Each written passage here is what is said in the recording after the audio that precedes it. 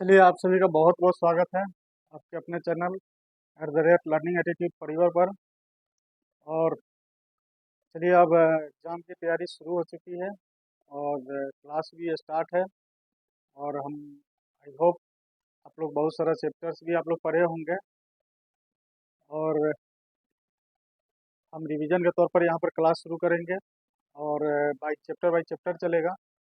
उससे पहले मैं बता दूं कि तैयारी करने से पहले किन किन बातों को ध्यान देना जरूरी है।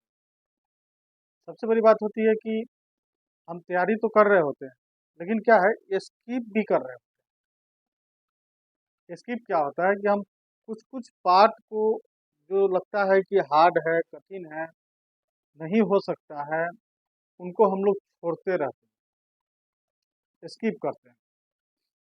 और मेरा मानना है कि जिन चीज़ों को हम स्किप कर रहे हैं, कहीं ना कहीं नॉलेज में कमी रह जाएगी, जानकारी में कमी आएगी, उस चीज़ को नहीं समझ पाएंगे। तो सबसे बड़ी बात है कि पहले उसको चेकआउट करना, यानी उसको पहले अंडरलाइन करना कि कौन सी चैप्टर समझ में आ रही है या कौन सी बात समझ में आ रही है। कभी कभी शब्द का भी समझ नहीं विकसित होता है, वर्ड समझ में नहीं आता है, तो उसमें भी कंफ्यूजन पैदा हो जाता है कि भाई इसका मतलब क्या हो। तो सबसे पहली बात है कि पहले किसी भी सब्जेक्ट का, चाहे वो आपका मैथ्स हो, साइंस हो, सोशल साइंस हो, इंग्लिश हो, हिंदी हो, संस्कृत हो, जो भी सब्जेक्ट आप पढ़ते हैं, उनको पहले क्या करना है। सबसे पहले स्कूल में रूटीन के हिसाब से पढ़ाई होती है और हम लोग उसको अध्ययन स्कूल में भी करते हैं और चैप्टर वाइज पढ़ते भी हैं। और जब कंटिन्यू हम अगर स्कूल जाते हैं और ख़ास करके बोर्ड एग्जाम्स में कंटिन्यू रेगुलर स्कूल में होते हैं, तो वहाँ पर सब्जेक्ट वाइज टीचर अवेलेबल है। तो सबसे बड़ी बात है कि हमें उन शिक्षकों का धन्यवाद देना चाहिए जहाँ पर हम पढ़ने जाते हैं, जहाँ पर हम अध्ययन करते हैं, जिनके मदद से हमारी पढ़ाई सुलभ होती है और सीखने में मदद मिलती है। तो सबसे पहले उस विद्यालय और उन सभी शिक्षकों के प्रति आभार व्यक्त करना चाहिए कि वे जो है हमारे अंदर का जो अ, अंधकार है, यानी जिसकी समझ हमें नहीं है, उन सारी चीज़ों के समझ को विकसित करने में हमारी मदद करते हैं। तो उन्हें पुनः बार बार धन्यवाद धन्यवाद करना चाहिए। उनके प्रति हमेशा ग्रेटिट्यूड की भावना रखनी चाहिए।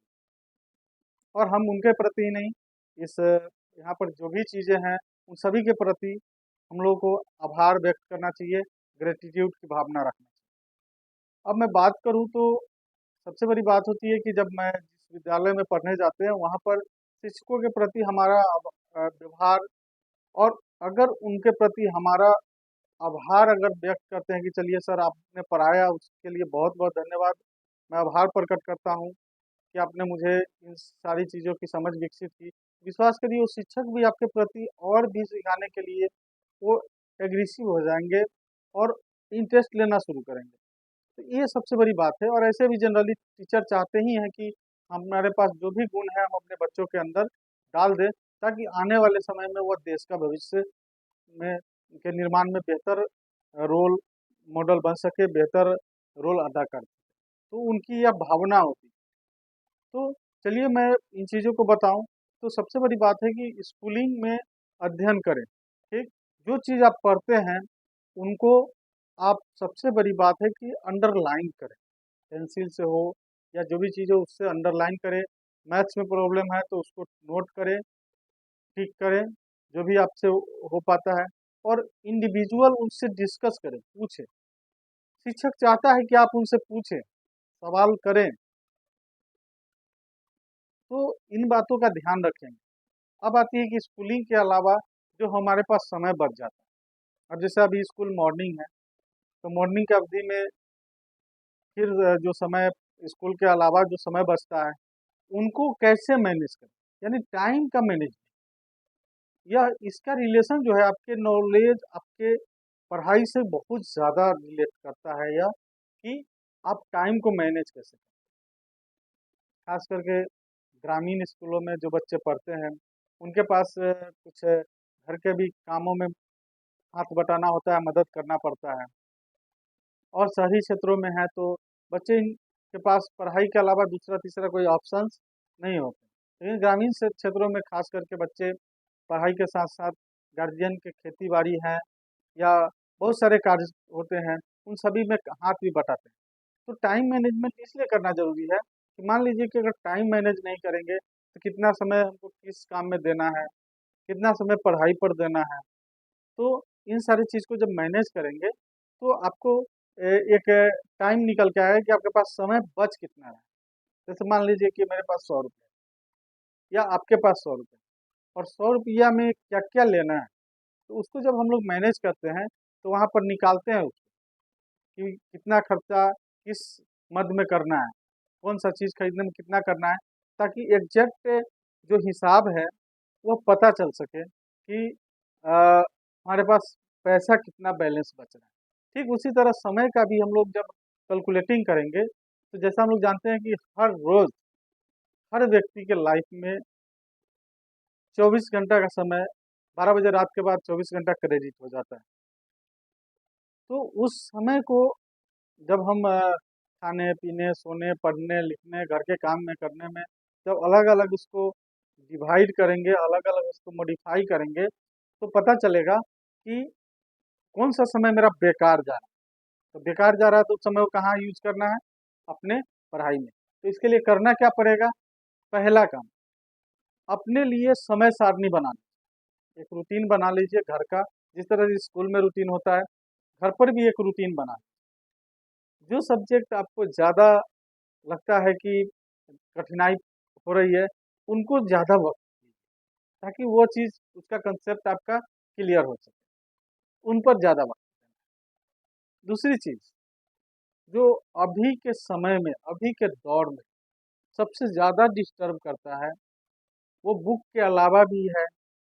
हम लोग कभी कभी सोशल मीडिया पर चले जाते हैं और सोशल मीडिया पर बहुत सारे शॉर्ट्स होते हैं, और एक के बाद जब एक शॉर्ट्स देखना शुरू करते हैं, कब घंटा 2 घंटा निकल जाता है पता ही नहीं चलता। इसके लिए टाइम मैनेजमेंट करना जरूरी है। इसको कितना गजट को यूज करना है, और गजट को यूज करना है तो किस मद में यूज करना है, ये सबसे ज़्यादा जरूरी है। मान लीजिए कि हम यूज कर रहे हैं सोशल मीडिया पर, तो वहाँ पर अगर हम रील्स देखने में समय बिता रहे हैं तो समय निश्चित तौर पर उनसे आपका कोई बेनिफिट नहीं होने वाला। क्या होगा, उल्टा उसका प्रभाव पड़ने के बदले उसका बैड इफेक्ट हो जाएगा, बुरा प्रभाव पड़ जाएगा। तो कहते हैं ना, एक शब्द एक विचार आपका जीवन बदल भी सकता है, वही शब्द वही विचार आपका जीवन को बर्बाद भी कर सकता है। तो निश्चित तौर पर टाइम का मैनेजमेंट करें, और किस मद में किस चीज़ में हमको कितना वक्त देना है, इसको निर्धारित करें। अब मान लीजिए कि स्किप किए 5 दिन पढ़ाई, और 5 दिन ये स्किप करने का नतीजा क्या होगा, 5 दिन का पढ़ाई जो आपका डिस्टर्ब होगा उसको भरपाई करने में बहुत ज़्यादा वक्त लगेगा। हम लोग इसको कैलकुलेट नहीं कर पाते, कैलकुलेट करेंगे तो बहुत वक्त लग जाता है। तो विद्यार्थी का जो जरूरी का चीज़ है, क्योंकि एज ए विद्यार्थी एक लाइफ होता है, और पूरे लाइफ में ये बहुत प्रमुख मुख्य बहुत महत्वपूर्ण भाग होता है जीवन का, जहाँ पर सीखने का भरपूर मौका मिलता है, और इसको खोना नहीं। ये सभी के लिए मैं बात कर रहा हूँ, जो नहीं है कि किस क्लास में है कहाँ पर है, इससे कोई लेना देना नहीं। तो निश्चित तौर पर इन चीज़ों को ध्यान में रखेंगे तो टाइम का मैनेजमेंट करेंगे, समय सारणी निर्धारित करेंगे, और समय सारणी निर्धारित करने के साथ गोल सेट करेंगे, लक्ष्य निर्धारित करेंगे। क्योंकि जब तक आपका लक्ष्य मंजिल मालूम नहीं हो तो उस दिशा में नहीं बढ़ सकते। अगर लक्ष्य है कि हमको 100% कंप्लीट करना है, सिलेबस को 100% अचीव करना है, 100% सीख लेना है, तो उसके हिसाब से समय आपको देना पड़ेगा। 90% सीखना है, उसके हिसाब से समय देना पड़ेगा। 50% सीखना है, तो उसके हिसाब से आपको समय देना पड़ेगा। जितना समय आप स्टडी में देंगे, उतना ही आपका जो मानसिक ग्रोथ है, मेंटल ग्रोथ है, नॉलेज का ग्रोथ है, उतना ही तेजी से वृद्धि होगा। तो निश्चित तौर पर लक्ष्य को निर्धारित करेंगे, और लक्ष्य निर्धारित करना इसलिए जरूरी है कि जब लक्ष्य एक बार निर्धारित हो जाता है तो उससे न दायां न बायां, सीधे लक्ष्य पर फोकस करें। फॉर एग्जाम्पल मैं बता दूं, लेंस से हम लोग किसी पेपर को अगर जलाने की कोशिश करें लेंस से, क्या होगा? सूर्य और पेज के लेंस को जो है एक निश्चित फोकस पर ला करके वहां पर उसको फिक्स करते हैं, और वही जब फिक्स करते हैं तो वहां पर फोकस एकदम एक पॉइंट पर पड़ता है, और वह कागज हो या जो भी हो ज्वलनशील चीज, वो जलना शुरू करता है। तो निश्चित तौर पर क्या करना है? गोल को फिक्स करना है, और फिक्स करने के साथ साथ उसी दिशा में बढ़ना है, न उसके दाएं न बाएं। एक और महत्वपूर्ण बात, जहां पर हम पढ़ते हैं वहां पर गजट को लेकर के बैठना नहीं चाहिए। अगर गजट लेके बैठते हैं तो जाने अनजाने में ध्यान भटकता है, और संयोगवश अगर वो ध्यान गजट पर पड़ गया तो फिर पढ़ाई से आपका दिमाग हटके कहाँ जाएगा? गजट पर चला जाएगा, मोबाइल पर चला जाएगा। तो उनसे दूर रहना। दूसरी बात, जहाँ पढ़ते हैं ना, जब रूटीन सेट कर लिए हैं तो वहाँ बहुत सारा किताब रख के नहीं बैठना। होता क्या है, जब बहुत सारा किताब लेकर बैठेंगे तो वहाँ पर भी भटकाव होगा। तो किताब सबसे पहली बात कि जहाँ बैठ के पढ़ते हैं वहाँ से कुछ दूरी पर अपना बुक का जो है रखने का व्यवस्था करें, और वहाँ से जिस विषय का जो समय निर्धारित किए उस समय उसी बुक को लेकर के बैठे, और उसका नोट्स तैयार करें। शॉर्ट नोट्स, शॉर्ट नोट्स तैयार करने से क्या होगा कि एक बार जब पूरे चैप्टर को पढ़ लीजिए बढ़िया से, और शॉर्ट नोट्स के माध्यम से केवल उसको देख लीजिएगा, तो आपका पूरा पढ़ा हुआ चीज आपके दिमाग में पुनः क्या होगा? रीस्टोर हो जाएगा, पुनः आ जाएगा। ठीक, तो इस चीज को करना है। और सबसे बड़ी बात कि खुद का गुरु खुद बने। क्या है कि खुद का गुरु खुद बनने के लिए मैंने क्यों कहा? तो सबसे बड़ी बात है कि अपने आप को अपने अंदर यह डाल लेंगे कि हमको खुद को आदेश देना है। अच्छा आदेश देंगे तो अच्छा उसका प्रतिफल आएगा, रिजल्ट आएगा, और गलत आदेश देंगे तो गलत रिजल्ट आएगा। खुद को उसका बना लीजिए कि हम जो कहे करना चाहते हैं वही करेंगे, उसके अलावा कुछ भी, एकदम एकलव्य की तरह। एकलव्य क्या था? निश्चित तौर पर लक्ष्य निर्धारित कर चुका है, और जिसको गुरु मान लिया, अब एक पत्थर को गुरु मान, और गुरु मानने के बाद उस पत्थर बोलता है नहीं बोलता है, तो केवल जो काम मैं करता हूँ केवल यह मान के करता था एकलव्य कि यह आदेश गुरु का है और इसको मैं करूंगा। मुझे 12 घंटे अभ्यास करनी है, तो ये गुरु का आदेश, वो आदेश खुद का था लेकिन गुरु के आदेश को मानने करके, यानी उस काम को वह पूर्ण रूपेण करता था, जिसके वजह से वह एक महान धनुधर बना। तो निश्चित तौर पर अपने आप को खुद का गुरु स्थापित करें, इससे आपको बहुत सारा फायदा मिलेगा। अब मैं आगे बात करूं तो हमने रूटीन सेट कर ली, गोल निर्धारित कर लिया, गजट से दूर हो गए, गजट पर जाना है लेकिन अपने लाभ के लिए। जैसे अभी मैं वीडियो बना रहा हूं, ठीक, तो हमको कौन सा वीडियो देखना है, किस विषय का? मान लीजिए कि हमारा प्रॉब्लम हो गया फिजिक्स के फर्स्ट चैप्टर लाइट में, मैथ के फर्स्ट चैप्टर रियल नंबर्स में, या जिस चैप्टर में प्रॉब्लम हुआ है या जिस टॉपिक में प्रॉब्लम हुआ है उसी टॉपिक को सर्च करें यूट्यूब, आपको वहां से मिल जाएंगे सॉल्यूशन। अभी तो एआई का जमाना है, वहां पर भी जा करके आप आर्टिफिशियल इंटेलिजेंस के थ्रू सर्च कर सकते हैं, मदद ले सकते हैं। तो बहुत सारा ऑप्शन है, और इन सारे ऑप्शन के अलावा अभी आपके बीच आपके गुरु होते हैं जो स्कूल में पढ़ाते हैं, या जहाँ पर आप कुछ अलग से फायदा ले रहे होते हैं ट्यूटर सर के माध्यम से, ट्यूशन के माध्यम से, वहाँ पर भी आपका ध्येय क्लियर होता है।